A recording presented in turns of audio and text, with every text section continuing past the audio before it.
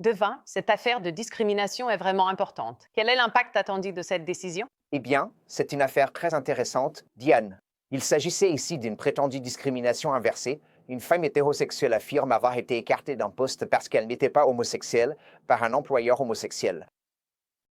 Et ce que la Cour suprême a déclaré à l'unanimité aujourd'hui, dans cette décision rédigée par la juge Ketanji Brown Jackson, c'est que la norme est la même, que l'on fasse partie d'un groupe minoritaire ou majoritaire lorsqu'on allègue une discrimination.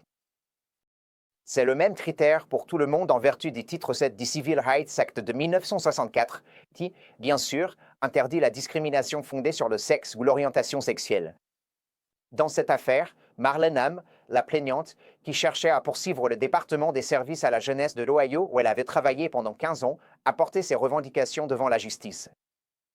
Ces plaintes ont été rejetées par une cour d'appel fédérale qui a estimé qu'elle devait prouver quelque chose de plus parce qu'elle était une femme blanche et hétérosexuelle.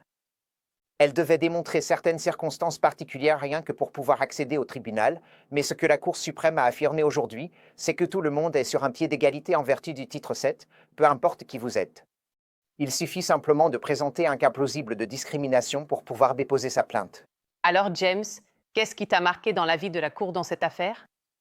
Eh bien, le résumé de Devin, là, Diane, est comme toujours extrêmement complet. Ce que je dirais ici, c'est que ceci est. En un sens, la Cour suprême statua aujourd'hui sur une décision de la Cour d'appel qui n'avait pas été appliquée dans toutes les juridictions du pays, mais dans beaucoup d'entre elles, à peu près la moitié des circuits à travers le pays, dans l'interprétation du Civil Rights Act.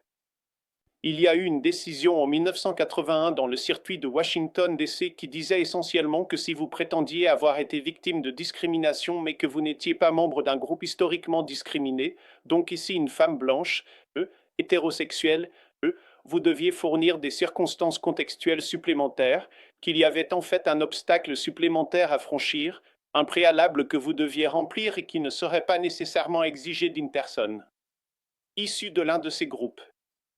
Et donc la Cour suprême, en plus des aspects techniques de cette décision, dit essentiellement, et particulièrement je pense parce qu'il s'agit d'une décision unanime, qu'en dépit des désaccords qui subsistent encore, et ils sont nombreux, concernant la manière dont la loi sur les droits civiques s'applique, et en particulier comment elle s'applique aux soi-disant affaires de discrimination inversée, la Cour suprême, en substance aujourd'hui, dans une décision unanime, comme de Vala, dit rendu par la juge Ketanji Brown Jackson, a déclaré en gros que nous ne sommes plus en 1981.